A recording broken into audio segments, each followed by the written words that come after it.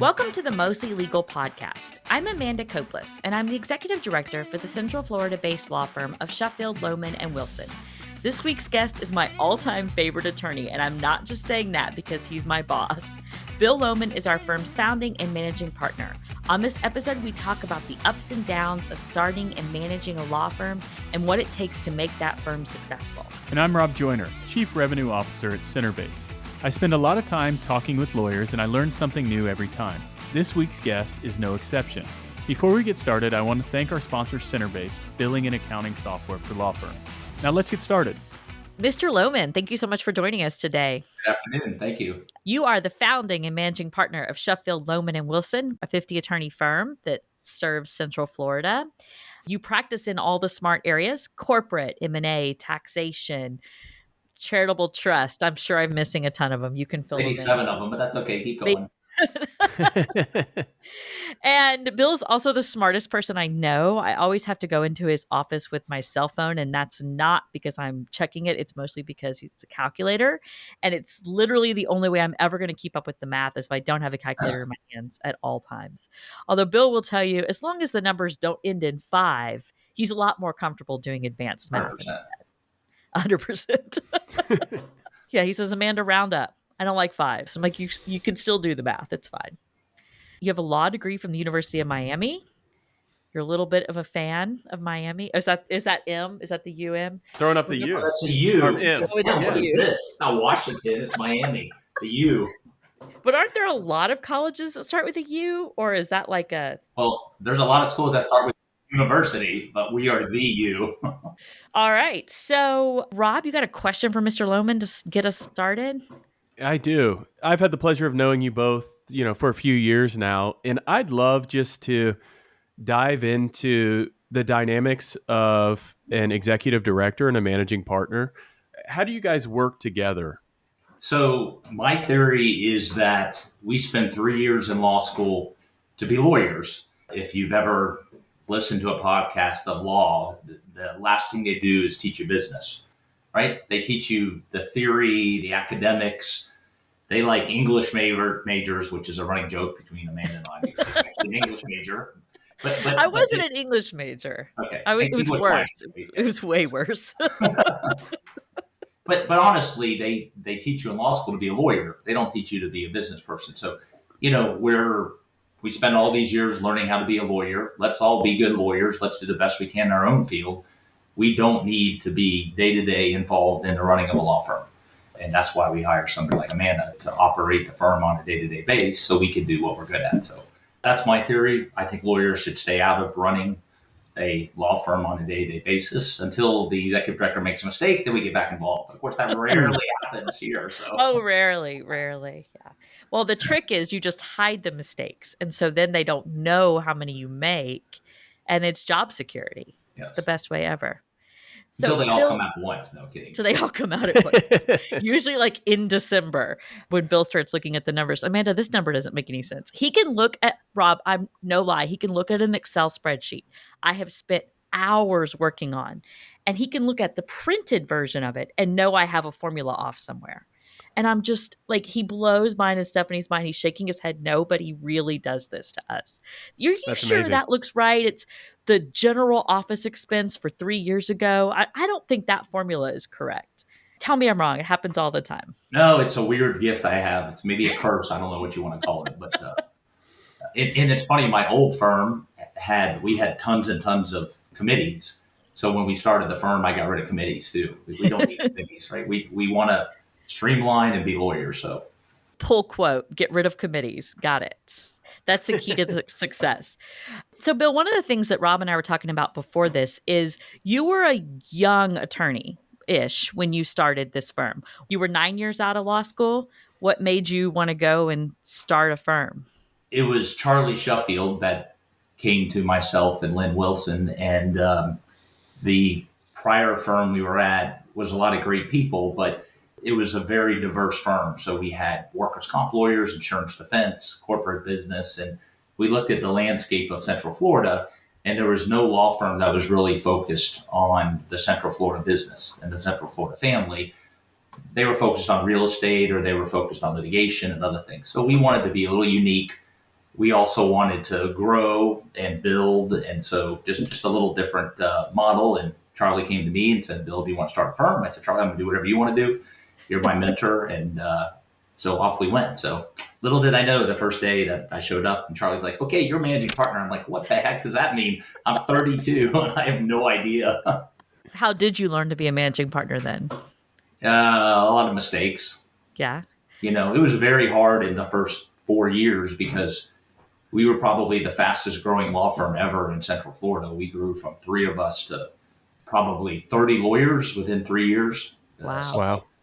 And so, we take chances.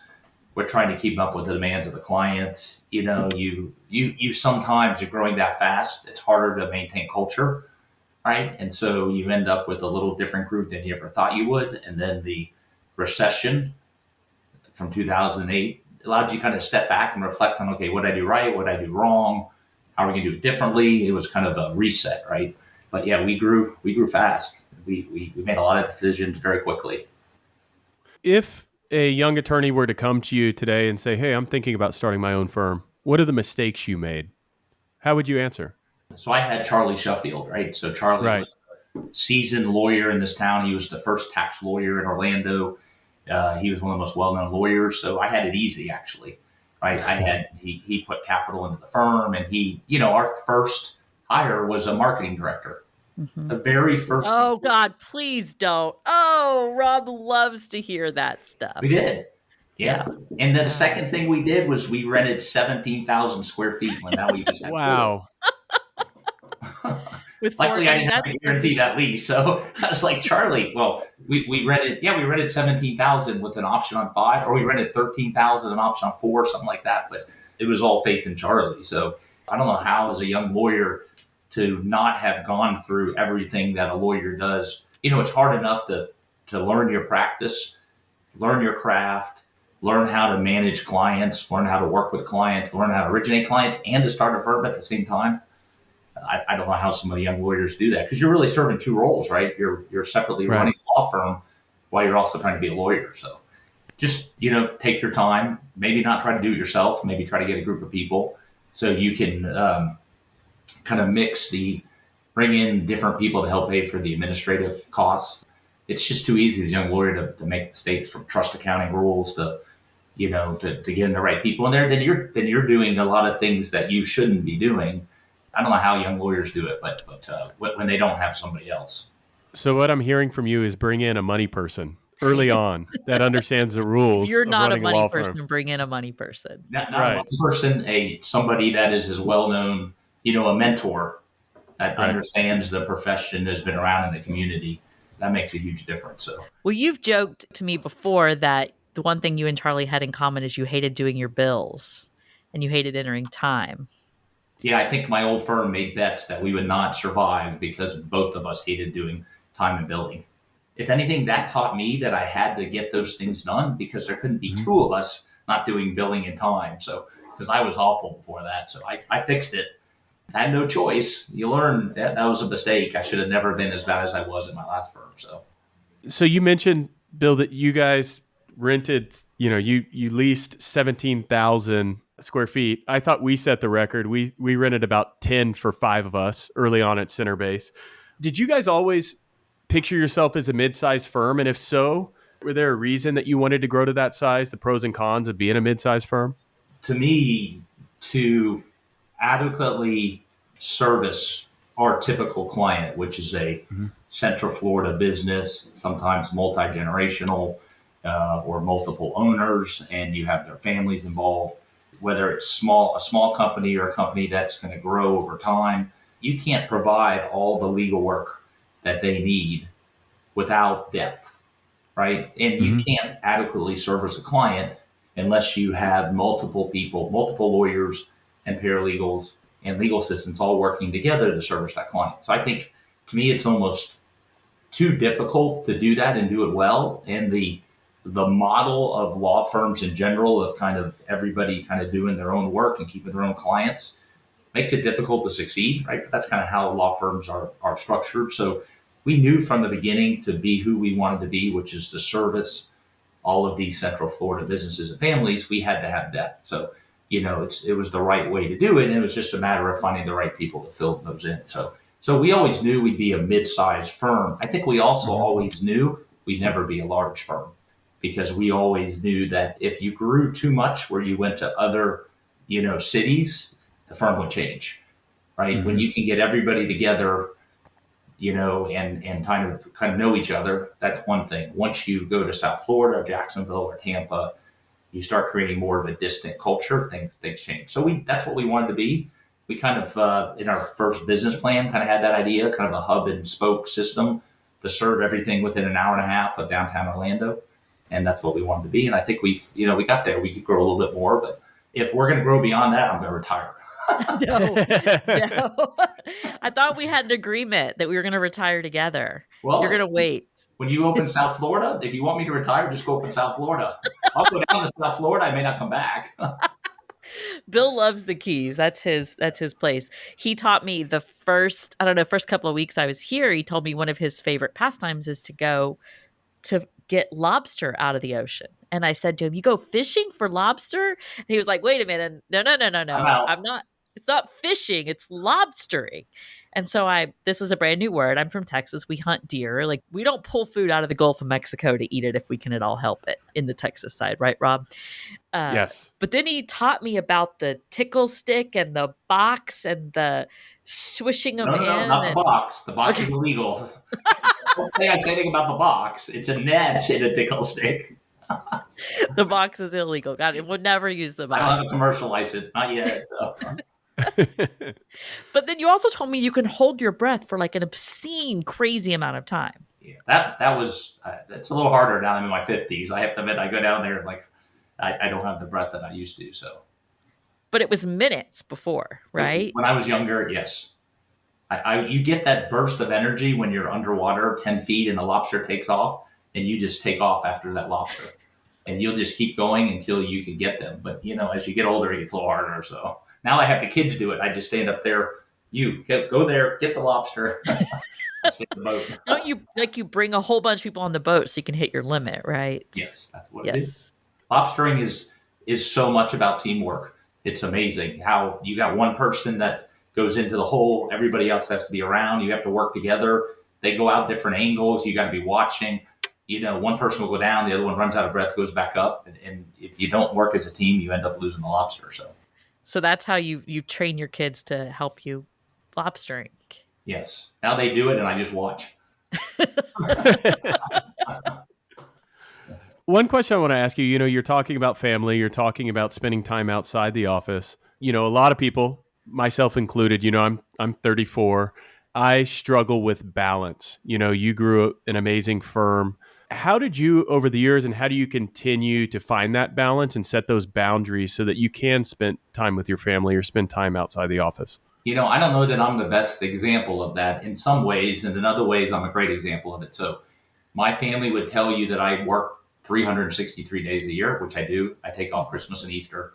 Other than that, I work, all the rest of the year. I can attest that is true. Yeah. So I work every Saturday and every Sunday, but I try to work very efficiently, maybe sometimes too efficiently, but so I try to maximize the work time and then the personal time. And so I take a lot of trips, but I always have my phone and my laptop with me. So for example, I've done conference calls from all four of the Disney parks.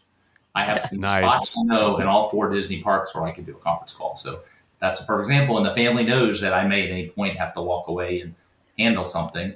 I'll never forget, I was in DC. I was on my son's, my wife knows I was telling the story. She'd not be happy, but I was on my son's DC field trip, right? And so, and we go with their school, and I was with another lawyer here in town that we were close, a different firm. And so we were outside one of the museums, and we had all sat down, we're waiting on people. And I was at the very end, like 3 feet from everybody. But he took a picture, and it looked like there was nobody else around me. So he puts it in the parent group, "Where is Bill?"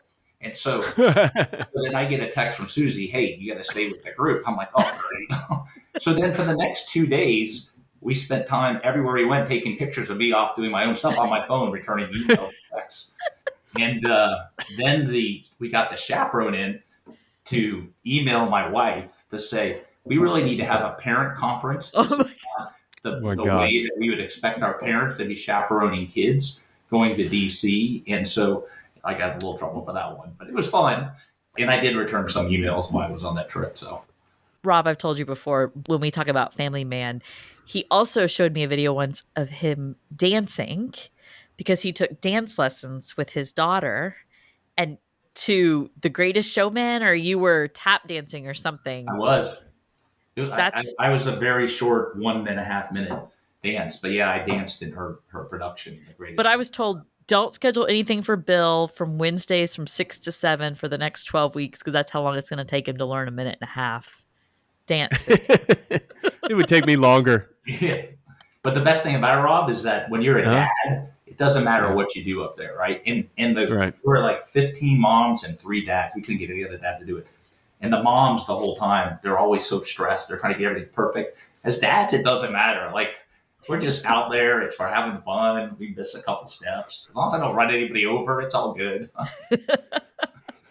Rob, are you It's going fun. to dance someday with your Well, daughter? I was going to say, am I going to admit this or not? But I am like against, I'm tall, I'm awkward, and I'm totally against dancing for the most part. Like my wife can't get me to dance ever, not even at our house.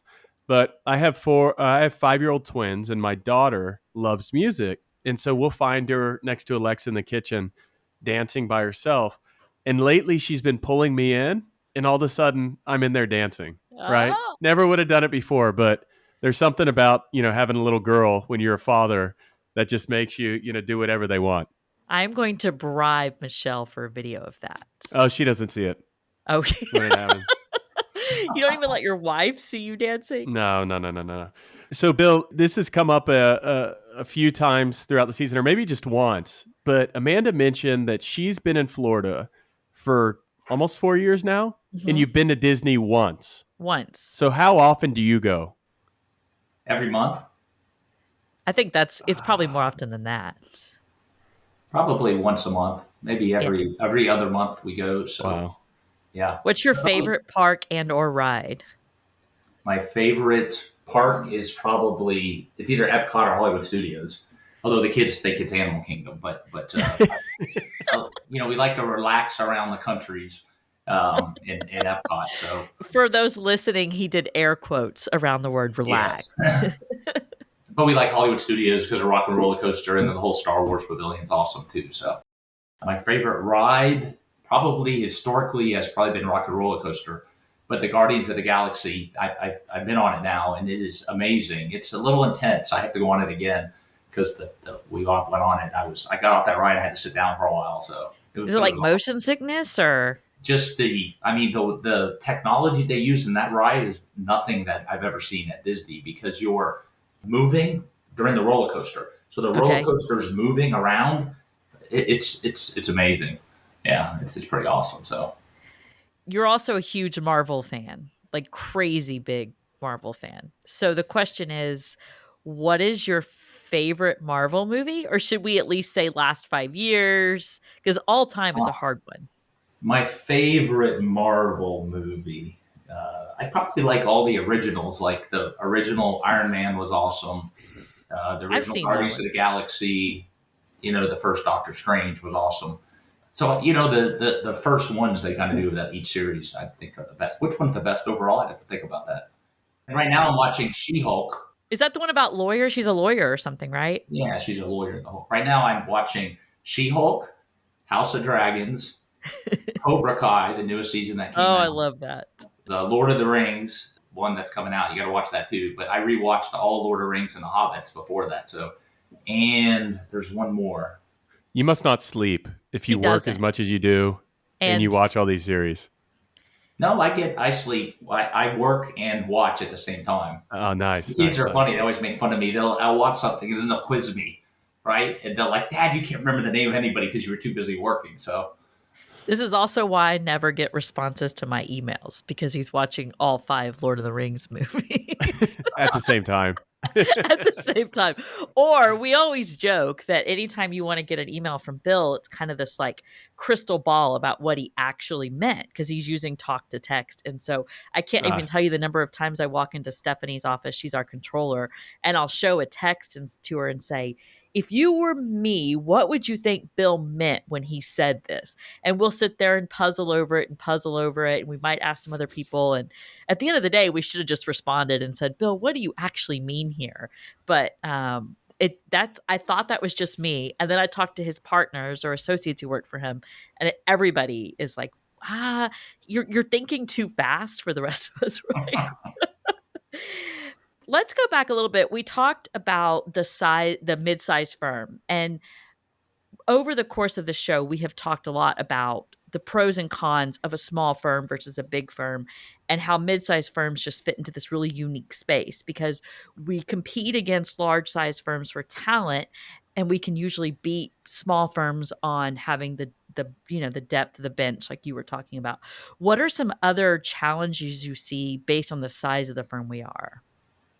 Honestly, the biggest challenge is the effect of COVID. So I think before COVID, the whole remote work concept was foreign to a lot of lawyers, other than me. But it was foreign to a lot of lawyers, and the idea that you could sit home and be productive, and some still struggle, but some don't. But people learn to be productive at home. We still have that challenge of making sure everybody's still focused on the bigger goal, when they're not at the office. But the now greater challenge than ever for mid-sized firms is that every law firm in the country can think about every lawyer in Orlando now as a potential hire, Right. mm, right? So it's gonna create this gap in the next 20 years between the lawyers that kind of manage all the clients and their expectations and the lawyers that are now this younger generation doing the work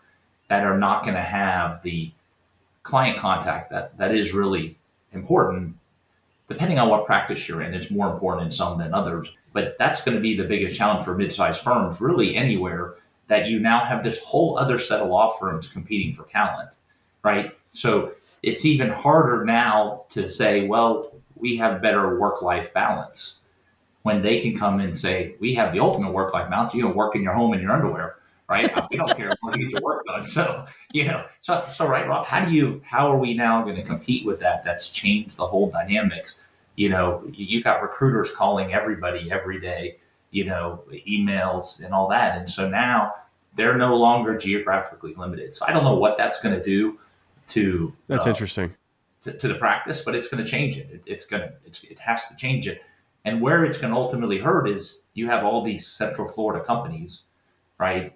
Families, developers, all this. And so if is there going to be a talent gap now that we're going to see in our community and in a lot of other communities across this country that are a little smaller on the metropolitan scale, that I think may struggle with a talent gap as we all get older.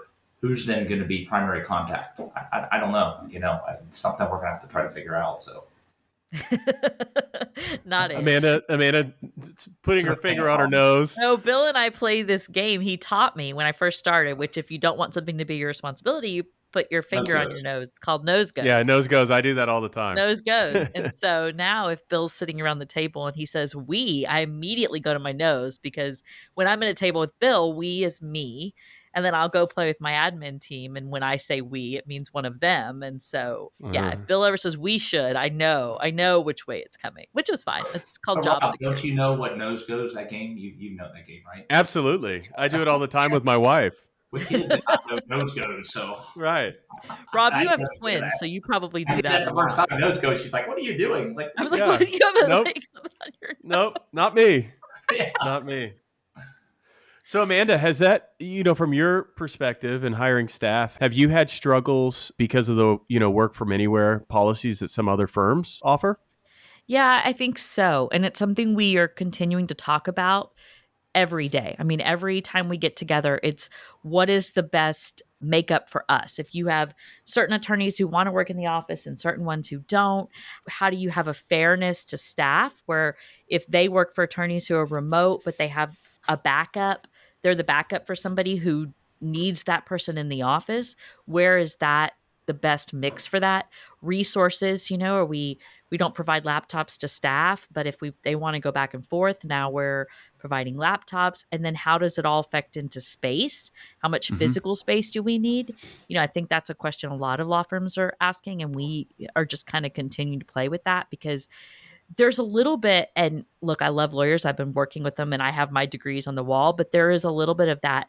We want to be in a space where the degrees are on the wall. And that's kind of bumping up against this concept of hoteling, where you don't know where you're going to be sitting when you come into the office. And at how many days, I've even thought things like, how many days a week do they have to be here in order to keep a physical office or even a parking spot? Like, if you're not coming to the office at least 2 days a week, you don't get a parking spot. Parking is expensive and it's a limited resource. So we're trying to think through even those little nuances and how you draw the line. And I think we talk about it every day, and I don't think I have a solution yet, unfortunately. Along those lines, one of the last topics I'd like to touch on is culture. Bill, you've mentioned it a few times. Amanda, I've heard you talk about it in the past, and you talked about it just a bit just now. How have you guys formed your core values? What did that process look like, and how did you decide on those? The culture is a little different than core values. I mean, core Okay. values is something the three of us did with our marketing person day one. Well, actually, we did those before we started the firm. We Mm-hmm. spent time on those so that they were there day one. Culture is a 20-year process, right? And I think the culture is something. The core values also talks about our relationship with our community, with our clients. How we're going to provide legal services. I think the culture is a little bit unique to our firm because it's embedded in the way we provide legal services too. So if we're a full service firm to these companies out there, right, they may have real estate issues, they may have litigation issues. And so it requires our whole firm working together. So all our departments work with other departments. We cross market. We have lawyers from other lawyers, lawyers working with staff from other sections. And so that's one of our biggest challenges and our biggest weaknesses. It's one of our biggest strengths and our biggest Mm-hmm. weaknesses. It's a strength because it leads to our culture, which is what we all want to work together, open doors, support each other, help each other out. It makes the law practice a little more fun because you have, so many interesting matters and cases, and we're all helping each other out. We get to know each other better. It's also one of our biggest challenges because you're talking a lot of data and information crossing over a lot of people on a daily basis because even though we have departments, we work so much together. So the way we do that inherently creates a lot of conversation between a lot of people and a lot better relationships. And plus we do all the other things that we want to do as a law firm, creating opportunities for everybody to get together and, get to know each other and all those good things. So we try to stay away from being so departmentalized, or like most firms, a partner hires a lawyer as an Right. associate And then a has a paralegal. legal assistant. Yeah. Right? Mhm. I've wanted to stay away from that because I think that embedded structure is somewhat of the problems of the entire legal profession, right? Because it says, okay, that associate's just working with one partner, they just learn from that one partner, right? And so in that legal associate's comp is charged to that one partner. They don't want to hire that associate, right away because they don't want to pay for the associate. And their whole compensation is structured on how much revenue they bring in, right? Their hours not great. So we try to stay away from that as a firm. Now that's somewhat in all law firms, but it doesn't lead to everybody helping each other out. So It doesn't give opportunities for associates to learn to work with more than one attorney. If they are low on work and the partner's low on work, they are low on work, and you can't just go to another partner and get more work. And I think it does stunt that growth a little bit. And you're right, like tying the price to the associate working for the firm can make more sense than working for the individual partner, for sure. hiring a lawyer is a company expense. It's not a John Doe expense, right? It shouldn't Right. be charged to the person they're working for. It's a company expense. That's how every other company in the entire country operates, except for law firms, right? Accounting firms and all that, they're company expenses. And here you have law firms that do it differently, which I don't understand. Oh, believe me, we talk about the way law firms operate all the time. We're Oh, recording this at the end of the quarter, and we're just waiting for all those great partner votes to occur yeah. so we can get deals done. The Yeah. way you do it, Rob, as Bill explained, is you form a law firm without a lot of committees. And that, Yes. but we joke about that, but it reduces the friction in decision making. And it's a joke that the fewer people there are with a vote, the easier it is to decide. But it really does reduce some of the friction if you can concentrate the decision making at a higher level, either a executive committee or something like that, where you don't have 20 people who need. Now, when we Right. purchase something like software, we use a task force, is what I call them, where you have buy-in from a lot of different departments and different positions. But then once they've gone together to finish that project or that project team, then they give their decision to a executive committee or management committee, and then they go from there, right? And so sometimes that structure can lead to better business decisions because you don't have to Mhm. spend so much billable time with everybody sitting around talking about, I like that feature versus I like that feature versus I like that feature.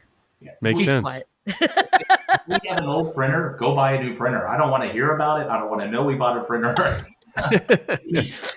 I When I remember. first started, like our first week, I came in and I was like, Bill, here's how we can save a lot of money on CLE.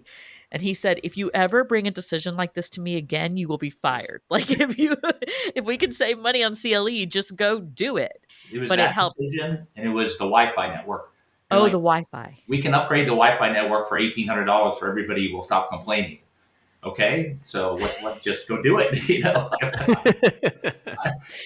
But You there know, are firms who would want a full memo on that and want to examine it, and we don't necessarily have all the secret sauce, but it sure makes my job a lot easier. That's for sure. um, if you ask us how to best deliver a Thanksgiving bonus, well, we'll spend a lot of time trying to figure out: is it cash? Is it gift Gift cards? Is card. it check? Is it Bitcoin? Is it Guilders? I don't know what it's going to be, but we got to figure out. I'm kidding a little bit, but that stuff's also important to us, right? Making sure we do those little things to help all of our staff. So It's an interesting relationship, Rob, to learn. And I think the relationship between the executive director, COO, and the managing Mhm. partner takes time to build. You can't get that trust on day one. It takes time. And you also have to learn what decisions can they make without buy-in? What decisions can you make? Do you need buy-in? And some of it is, I will think, oh, there's no way he cares about this. And they care very, very deeply about it. Or there are other things where like I said, I bring it to them at Amanda, we don't care about this. So you only learn that over time. It's not an overnight process. You it have takes to. a good year, just like you tell a young lawyer, it takes a couple years to learn your craft. It takes a while to not only understand that, Amanda, but also understand, and then decisions you're making, what would they do if they had to make that Right. decision too? I can tell you it takes at least 3 years, 10 months, and 5 days to do. That's pretty good. That you know what, Amanda? That's the day I got my first gray hair too. I 3 years. believe it. I believe it. You were Oh, completely before I started. Look, do you know how many gray hair I have working from you? It's yeah, actually what happens is all the hair that hasn't fallen out is now turning gray. So, but it is what it is. Bill, I didn't prep you for this, but our No. last segment of our show is called Pitch Your Passion. And it's a chance to talk about something that you are passionate about. I know you're involved in a lot of different organizations. And so you don't have to choose one or the other, but give us a couple of minutes and tell us something that you are very passionate about. So my kids, I'm an empty nester. My son just started law school. My Is he daughter's at Miami? No, I just want at to check. Miami in his first year, and he has some of the same professors I had, which is insane. wow. Yeah. Who looked old? They looked old when I was there, and so they're still teaching. So, and my daughter's in industrial engineering at UF, and she just got an internship today from Northrop Grumman, so she's pretty excited about that. Oh, So, wow. Awesome. Congrats. and they're both doing great, and so it's funny you brought that up. Susie and I started our own foundation. We've been trying to build up our own charity, and we've been spending more time trying to figure out. Like we just started the process of starting a fund at our church school because the music program was so helpful to our kids. Like it just Right. taught them a Mm. lot, that discipline and all that, and just their love of music and all that. I relate back to when they were a child and stuff. So we're trying to figure that out. We started setting aside money to do those things. So that's going to be an interesting next chapter. I've always been very involved in just things to help kids. Like I was very involved with Junior Achievement for a long time. I'm still on their board, and that's kind of helping kids with business and free enterprise system. This was an opportunity to help. We're talking about kids in music. We've done adopt a scholarship programs at our school, our kids' school, and things. So that's kind of a to be continued, to be determined, Yeah. thing on our next passion. We're kind of in this we've done all those things, but before with kids, you do a lot of things and you're kind of thin, right? You're not very deep. And so Right. now it's okay. Now that we're empty nesters, what's the next challenge? What do we want to do? And so I don't know that I have an answer there about passion on the charitable side. Outside of charity, it's probably being on a boat. So I love that escape. And the best thing is when I go so far out that I lose contact. Yeah. Right. Yeah. It's the best thing for us too, by the way. There's a firm-wide email that goes around. Bill's out of contact today. Everybody go home. Once I get to 14 miles offshore, maybe it's 11, 12 miles offshore. See you later. See you later. That's right. Well, Bill, thank you so much for joining us today. We've enjoyed it and had a lot of fun. Thanks, Mr. Limley. All right. Take care. See you soon, Amanda. Thanks for joining us for this episode of the Mostly Legal Podcast. If you like what you heard, make sure you like and subscribe so you don't miss a single episode.